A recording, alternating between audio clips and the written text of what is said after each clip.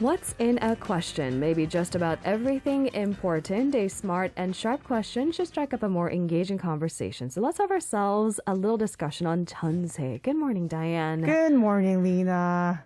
You don't look well. I'm trying. I'm surviving. It's good. Right. You need a good rest today after the show. I just need my cough button every 20 seconds. Right.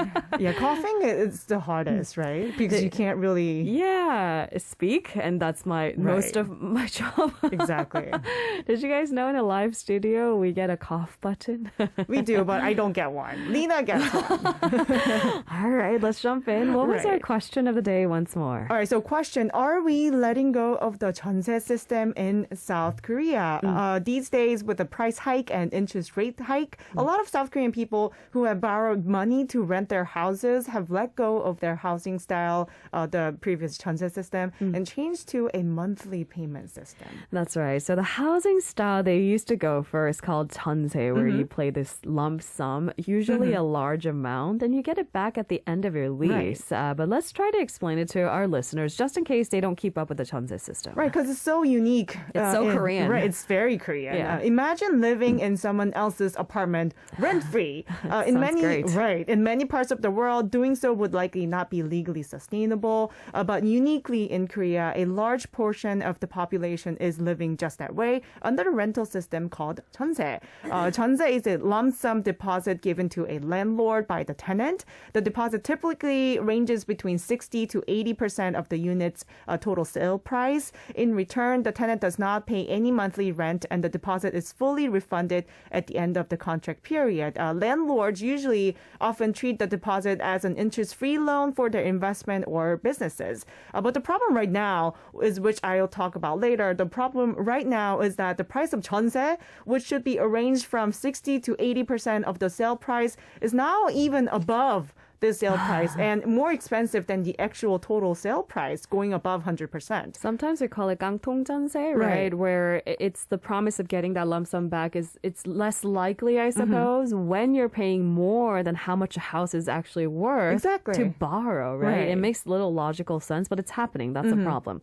Now, that has been the most common type of housing contract in South Korea so far, the Jeonse. Right, so Jeonse is one of the most common types of residential contracts in South Korea. According to data from the Supreme Court, the proportion of Jeonse contracts accounted for about 50% of the total landlord-tenant transaction in April, followed by around 40% in May. Right? Now, instead of then the Jeonse system, this monthly payment housing contract or 월세, so it's kind of like monthly rent elsewhere across the world. Right. It's apparently much more popular. Yeah, so the phenomenon of transitioning of Jeonse to 월세 has been spreading more rapidly this year. According to the Seoul Real Estate Information Plaza, the monthly rental transaction volume in Seoul in the first half of this year was around 42,000, which was an all-time high. And also, according to data compiled by the Ministry of Land, the proportion of monthly rental transactions in the nationwide increased by around 40 percentage points from 46% in July to around 60% in May. Okay. If we took out housing in Seoul alone, the proportion of monthly rent increased from 49% in January to 58% in May. Among the housing types, Seoul apartments are the most preferred type of housing, accounted for about 43% of the monthly rent transactions from January to May, following 30% in 2020 and 40% in 2021. I guess it's just basic economics. The demand drives up the prices. Exactly. So according to the Korea Real Estate Agency, the Seoul apartment Jeonse price index in June decreased by 0.04% from the previous month, while the monthly rental price index rose by 0.07%. So as you can see, the jump was even bigger for the monthly rental price. And in May, there was a biggest jump with a monthly rent price increase of 0.16%, showing an upward trend for 30 consecutive months since December 2019. This is in contrast to the downward trend in house sales or Jeonse prices during the same period. Okay. Now, the Seoul apartment Jeonse index has been been on an upward curve since July 2019, but it peaked at 103.5 in December last year and fell to 103.1 last month. On the other hand, the monthly rent price index continued to rise again this year, reaching a new high of 102.1 last month. Music to my ears. Right. Owning your own home. Okay, so why is this happening? Is there an explanation? So the biggest reason for the rapid increase in the proportion of monthly rent is mainly because of the Second Lease Act. With the enactment of the act, most of the lessees requested contract renewal and the amount of jeonse decreased rapidly. Lessees? Yes, people who leased.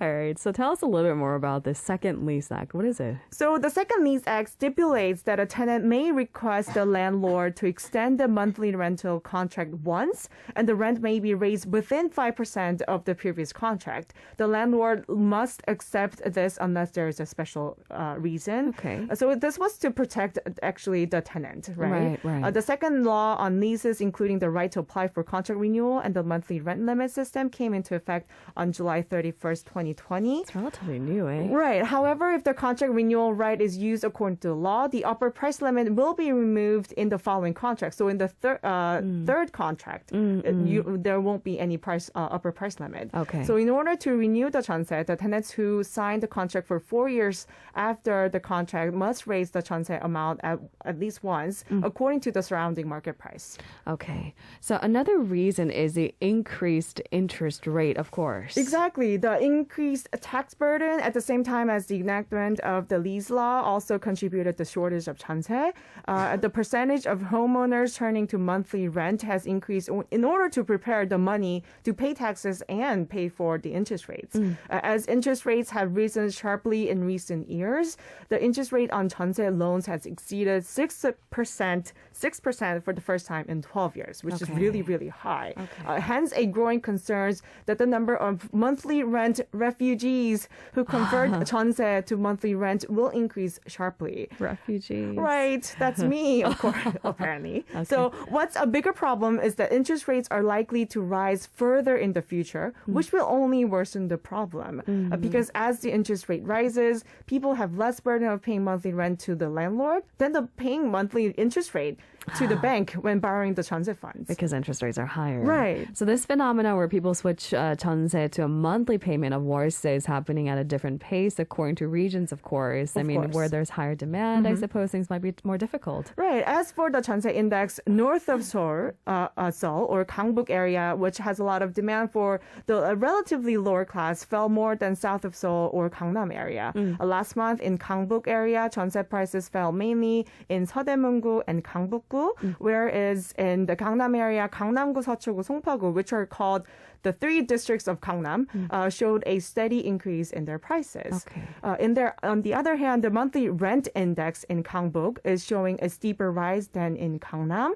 Although the price of jeonse is falling, it seems that the troubles of the working class will deepen as the people who lend the houses have no choice but to choose monthly rent due to an increase in interest rates. Nowon-gu and Dobong-gu, which are in high demand among the relatively low-income classes, recorded 0.21% and 0.17% of monthly rent index fluctuation from the previous month, respectively, occupying the first and second places among the total districts when it comes to the price hike. Okay. Comparing the average monthly rental price last month with 2 years before the enforcement of the lease law, the Gangbuk area rose 21% from 993,000 won in June 2020 to above 1.2 million won last month. However, the Gangnam area rose only 7% from 1.2 million won to 1.3 million during the same period. So rather than switching from jeonse to monthly rentals, it seems like there is plan C. Some people are just leaving Seoul because of the housing price hike altogether. Right. 탈서울, leave the city of Seoul because it's unaffordable. I mean, if you're willing to own your own house, that's the only choice you get, right? Because jeonse does not work. Monthly payment does not work because you pay every month. Right. So the only choice is to leave Seoul and move where housing is a little bit more affordable. Exactly. Okay. Simply because they just cannot handle all the interest rates they have to pay for a huge lump sum of housing prices. They just choose a location that's far from their workplace with a smaller price tag on the house. Can you imagine the commute, though? Exactly. In fact, according to statistics, Seoul's population is declining by an average of 100,000 each year. Gyeonggi-do is the most common destination for departing Seoul, but recently the number of people traveling to Incheon has also increased significantly. By May of this year, the net migration of population from Seoul to Gyeonggi was about 22,000, and for Incheon it was around 3,800. Is that enough to make a difference and alleviate the housing crisis? Because Probably I feel like not. some of those neighborhoods you mentioned, like the three major districts of Gangnam, they're solid. They're not shaking. I mean, Just exactly showing the statistics, they're not moving at all. Right, exactly. The headlines we read every day, it's a little bit overwhelming. It seems like the housing problem will probably linger for as long as Seoul City exists, unfortunately. Right. I think this is the unfortunate tug-of-war for any cities. But it seems that, we talk about it each day with the promise of, well, plan B, plan C's, and there must be something for me. Or a better future.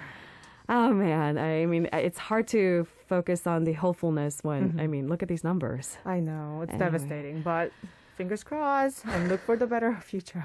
Thanks, Diane, for trying to end on a high note. I'll see you tomorrow. I'll see you tomorrow. We have Tuesdays for Tomorrow with Cho coming up next.